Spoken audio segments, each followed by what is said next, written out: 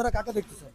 আমার পক্ষে আমি জামাতকে দেখতে চাই। কেন মনে হলো আপনি কারণ আওয়ামী লীগ বিএনপি দুইজনই ক্ষমতায় আসছে, এবার জামাতকে অবশ্যই চান্স দেওয়া উচিত যে তারা দেশের জন্য কি করে। এবার ভোট আপনারা কাকে দিতেছেন? জামাতের দেব। জামাতের সব জামাত ইসলাম। জামাত ইসলামে ভোট দেবেন কারণ কি?